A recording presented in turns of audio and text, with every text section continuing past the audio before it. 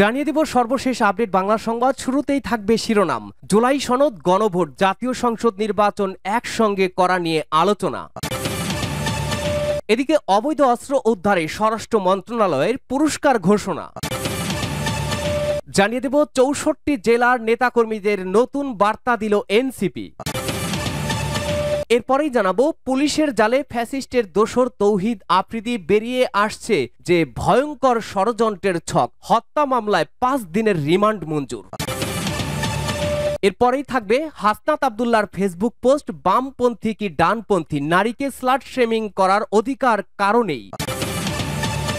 এবং সর্বশেষ জানাবো পেয়েছেন কারণ দর্শানোর নোটিশ, বাসায় মবের শিকার দাবি করে দেশবাসীর দোয়া চাইলেন ফজলুর রহমান। বললেন বক্তব্যে ভুল ধরিয়ে দিতে পারলে হাত জোর করে ক্ষমা চাইব। শুনছিলেন গুরুত্বপূর্ণ আপডেট বাংলা সংবাদগুলোর শিরোনাম, এবারে থাকবে বিস্তারিত। জুলাই সনদ, গণভোট, জাতীয় সংসদ নির্বাচন একসঙ্গে করা নিয়ে আলোচনা। জাতীয় সংসদ নির্বাচনের সঙ্গে একই দিনে জুলাই জাতীয় সনদ বা সংস্কার প্রস্তাব বাস্তবায়ন প্রশ্নে গণভোট করা যায় কিনা তা নিয়ে আলোচনা চলছে। গতকাল রোববার জুলাই জাতীয় সনদ বাস্তবায়নের উপায় নিয়ে বিশেষজ্ঞদের সঙ্গে জাতীয় ঐক্যমত্য কমিশনের বৈঠকে বিষয়টি আলোচনায় আসে। বৈঠকে উপস্থিত থাকা একাধিক সূত্র প্রথম আলোকে বিষয়টি নিশ্চিত করেছে। সংশ্লিষ্ট সূত্র জানায় জাতীয় সংসদ নির্বাচন ও গণভোট একসঙ্গে করার বিষয়ে এখনো চূড়ান্ত কোনো সিদ্ধান্ত হয়নি। এটার সুবিধা অসুবিধা, গণভোট কোন কোন বিষয়ে থাকতে পারে, এগুলো নিয়ে বিশেষজ্ঞদের সঙ্গে আরো আলোচনা হবে। আরো কয়েকটি বিকল্প পদ্ধতিও আলোচনায় আছে। বিশেষজ্ঞদের সঙ্গে আলোচনা শেষে রাজনৈতিক দলগুলোর আলোচনার মাধ্যমে জুলাই সনদের বাস্তবায়ন পদ্ধতি নির্ধারণ করা হবে।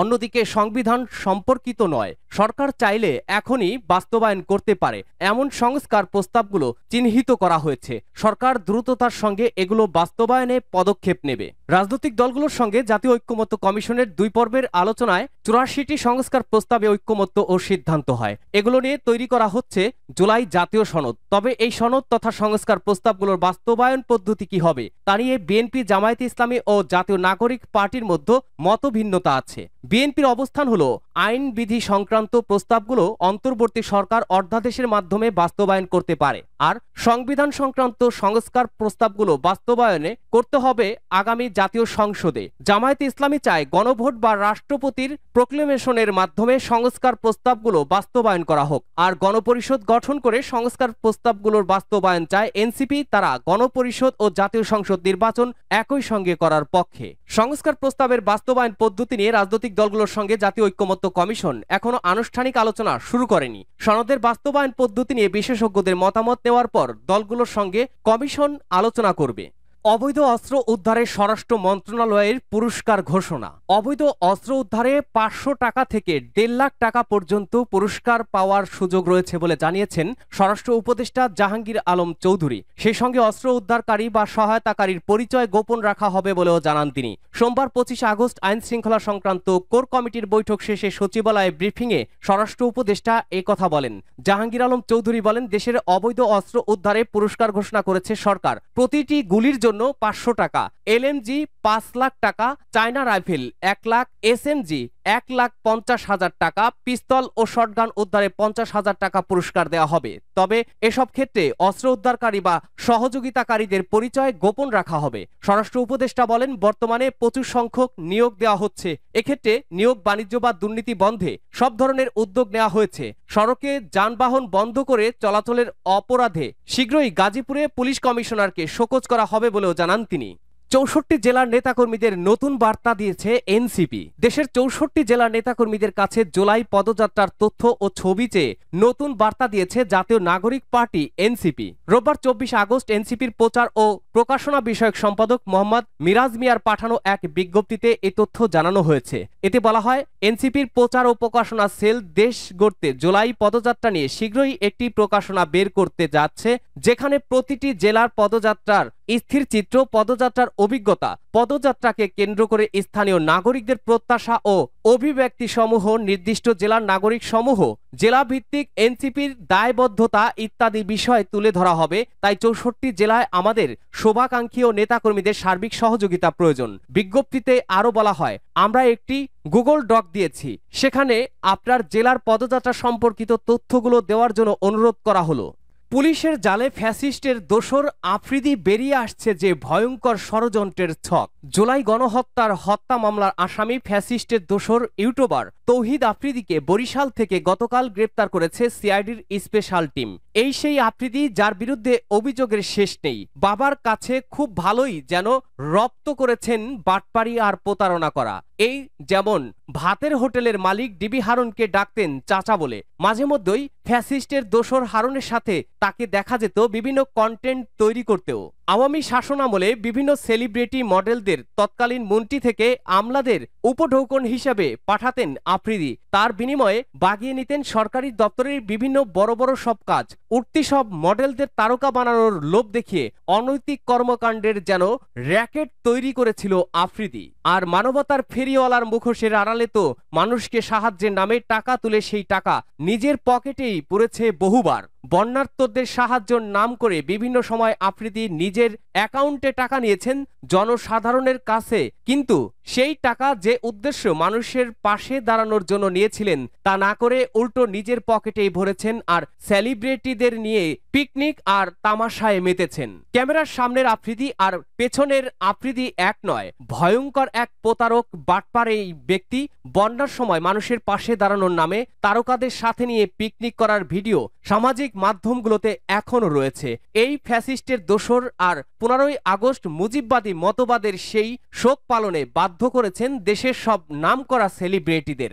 আফ্রিদির চাপেই তারকারা সোশ্যাল মিডিয়া জুড়ে মুজিববাদী পোস্টে শোক প্রকাশ করতে থাকেন। এমনকি আল জাজিরার অনুসন্ধানী সাংবাদিক জুলকারনাইন সায়ের খান তার ফেসবুক পোস্টে জানিয়েছেন, আফ্রিদি নিজেই এসব তারকাদের শেখ মুজিবকে নিয়ে লেখা সব পোস্টার তৈরি করে দেন যাতে করে একজনের সাথে আরেকজনের পোস্টের কথাগুলো না মেলে। এই কাজটি বাটপাড়া আফ্রিদি করেছে অত্যন্ত বুদ্ধিমত্তার সাথে। শুধু কি এটুকুই?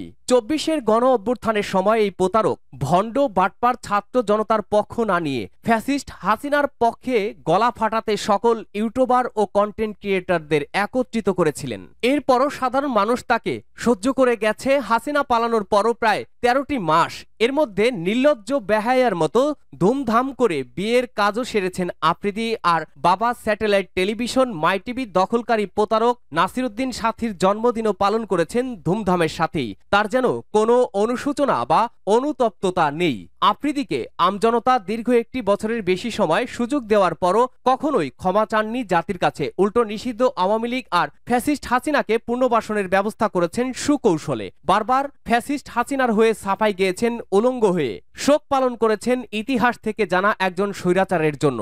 এসবের মূলে তার উদ্দেশ্য ছিল একটাই, দেশকে অস্থিতিশীল করা, জনমনে ভীতির সঞ্চার করা আর সেই সুযোগে ফ্যাসিস্ট হাসিনা আর আওয়ামী লীগকে পুনর্বাসিত করা। তবে অবশেষে পুলিশের জালে কট এই মানবতার ফেরিওয়ালার আড়ালের মুখোশধারী ভয়ঙ্কর প্রতারক আফ্রিদি। দেশকে ঘিরে আরো ভয়ঙ্কর প্ল্যানিং ছিল তার, যার ছক বেরিয়ে আসতে শুরু করেছে। এদিকে গ্রেপ্তারের পর আজ আদালতে তোলা হয় তৌহিদ আফ্রিদিকে। রাজধানীর যাত্রাবাড়ী থানায় আসাদুল হক বাবু হত্যা মামলায় কন্টেন্ট ক্রিয়েটর তৌহিদ আফ্রিদির 5 দিনের রিমান্ড মঞ্জুর করেছেন আদালত। সোমবার ঢাকার মেট্রোপলিটন ম্যাজিস্ট্রেট সারাহ ফারজানা হকের আদালতে শুনানি শেষে এ আদেশ দেওয়া হয়। এদিন তাকে আদালতে হাজির করে মামলার তদন্ত কর্মকর্তা সিআইডির পুলিশ পরিদর্শক খান মোহাম্মদ এরফান এরপর তাকে জিজ্ঞাসাবাদের জন্য 7 দিনের রিমান্ড আবেদন করেন। এ সময় আসামি পক্ষের আইনজীবী খায়রুল ইসলাম রিমান্ড বাতিল ও জামিন চেয়ে আবেদন করেন। অন্যদিকে রাষ্ট্রপক্ষের আইনজীবী মোহাম্মদ শামসুদ দোহা সুমন জামিনের বিরোধিতা করে রিমান্ডের পক্ষে যুক্তি উপস্থাপন করেন।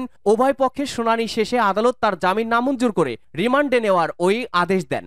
বামপন্থী কি ডানপন্থী নারীকে স্লাট শেমিং করার অধিকার কারণেই ফেসবুক পোস্টে লিখলেন হাসনাত আব্দুল্লাহ। বামপন্থী কি ডানপন্থী নারীকে স্লাট শেমিং করার অধিকার কারণেই বলে মন্তব্য করেছেন জাতীয় নাগরিক পার্টি এনসিপির দক্ষিণ অঞ্চলের মুখ্য সংগঠক হাসনাত আব্দুল্লাহ। সোমবার বিকেলে নিজের ভেরিফাইড আইডিতে এক পোস্টে তিনি এই মন্তব্য করেন। তিনি বলেন, নারীর রাজনৈতিক অবস্থান যাই হোক না কেন, সে বিএনপির হোক, এনসিপির হোক, বামপন্থী হোক, ডানপন্থী হোক কিংবা দলবিহীন, তার শরীর সম্পর্ক, পোশাক বা ব্যক্তিগত জীবন টেনে এনে স্লাট শেমিং করার অধিকার কেউ পায় না। এটা রাজনীতি নয়, এটা পুরুষতাত্ত্বিক ঘৃণার সবচেয়ে নোংরা প্রকাশ। ভয়ঙ্কর বিষয় হলো এই ঘৃণার চর্চা অনেক সময় আসে প্রগতিশীলতার মুখোশ পরা লোকদের হাত থেকেই, যারা একদিকে নারীর অধিকারের কথা বলে, আর অন্যদিকে কোনো নারী তাদের রাজনৈতিক মতের বাইরে গেলেই তার চরিত্রে আঘাত হানে। রুমিন ফারহানা, তাসনিম জারা, সামান্তা, উমামা, তাজনুবা কিংবা মানসুরা তারা কেউ এই